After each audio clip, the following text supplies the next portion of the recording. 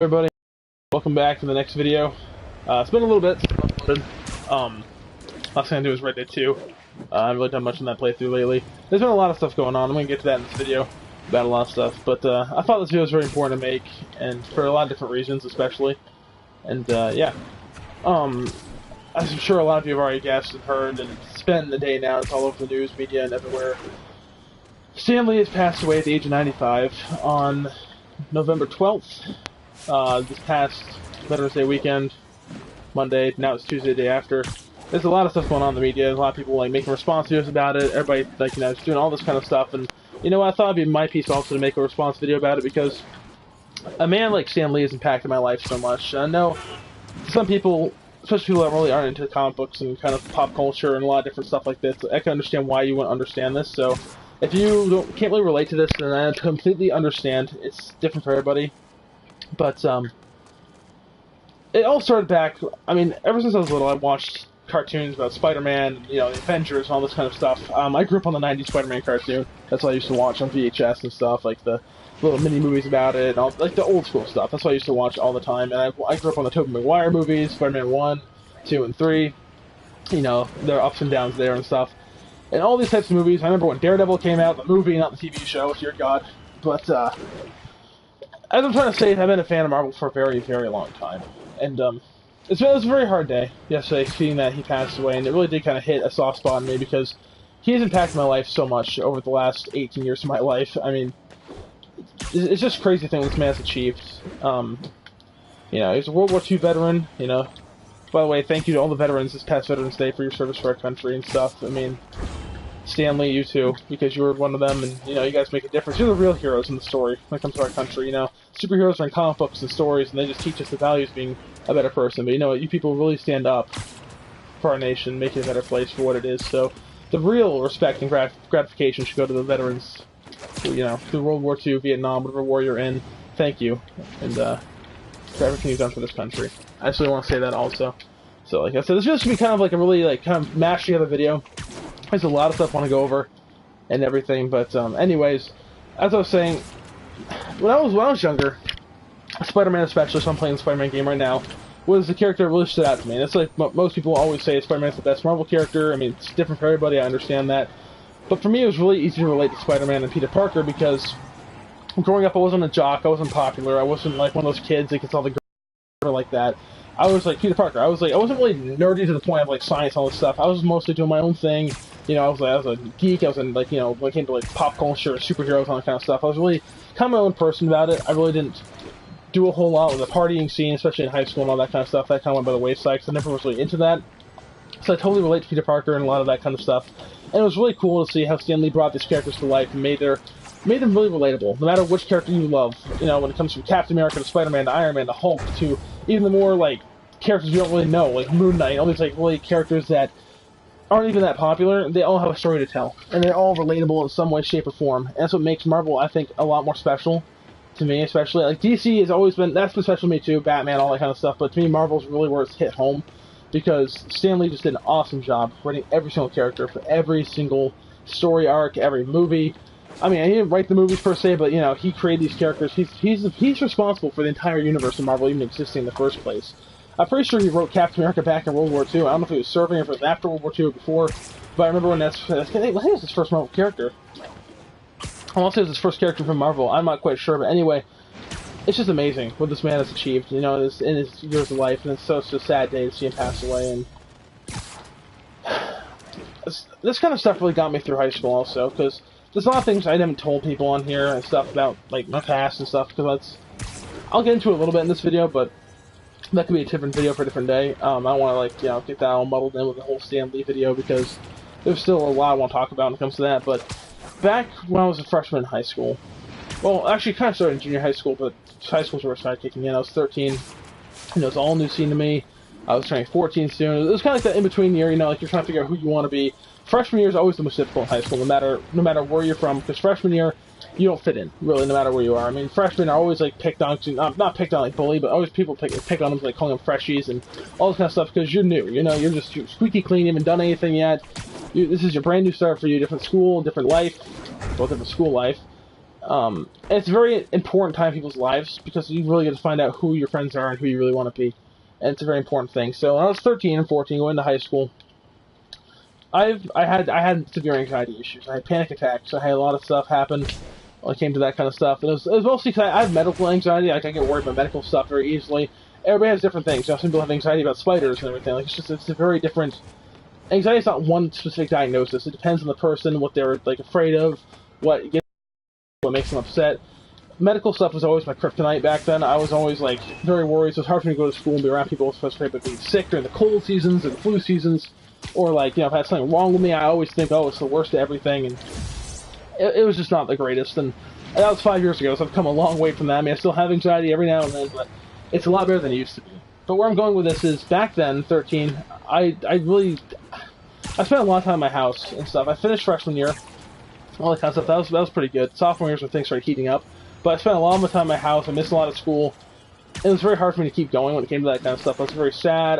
I mean, I guess I could say I was depressed. I wasn't like depressed, like, you know, the really bad forms of depression. Like, I don't want to be a martyr here and say I was like suicidal, because I wasn't. I never was into that kind of stuff.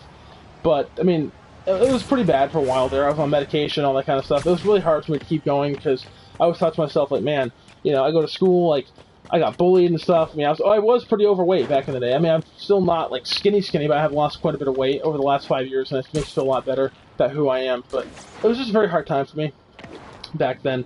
And, you know, bullying, between that, harassment, like, there's tons of kids getting bullied in my school. It was unbelievable. And people you'd see getting bullied in the hallways, or trashed, or just, like, torn down with people who thought they were better than everybody else. So I guess I can really relate to that kind of stuff with people who go through it, because I totally understand.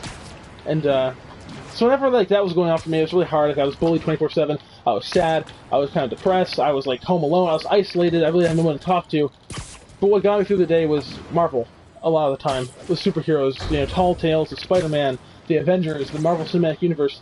All these people I looked up to ever since I was little. Like, I always thought to myself, man, it'd be so cool to see, like, the Avengers team up in a big screen adaptation with Iron Man, Spider-Man, all these guys. And here we are, freaking 15 years later. I mean, like, and it just come true. The MCU is this gigantic juggernaut of a franchise, and honestly, a lot of that's what helped me through my times. And the reason why I think I relate the most to Spider-Man and Captain America, definitely. Spider-Man for me was the whole school aspect. Like, you know, it's Peter Parker's just a normal everyday kid. He's just trying to balance life as being a high schooler, dealing with drama, girls, jobs, all that kind of stuff, but also balancing his life with work of Spider-Man and trying to help people around his neighborhood. And it's just, I've always wanted to help people ever since I was little. I'm going to school for law and criminal justice. I'm going to take intro classes this spring coming up. And, like, Marvel and stuff has really impacted my life there, because I've always wanted to help people ever since I was younger. And a lot of that really has shaped who I am. And it's a very, really amazing thing what Stan Lee did with those characters and stuff. And the whole Captain America thing, because it's like Spider-Man. He just wants equality. He doesn't want people fighting. He hates it. It's more just like, he wants justice. And he just wants to, like, persevere through everything he can get through. And I always try and be as best as I can be when it comes to that kind of stuff. And Stan Lee really shaped me as a man, and as a comic book lover, and as a young person and a teenager. A lot of his stuff got me through high school. It's really hard to kind of talk about this too, because I mean, there's a lot of stuff I'm not going to get into because in this video.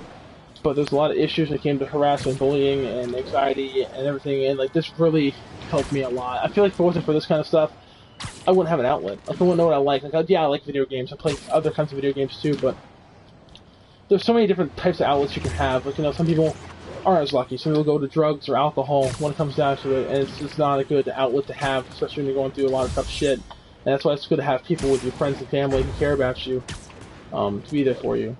And for me, my family was there for me. My parents, like, love me to death. They'll do anything, you know, to make sure I'm okay. And I'm very grateful and thankful, and to have amazing parents. I mean, I could have asked for better parents my entire life.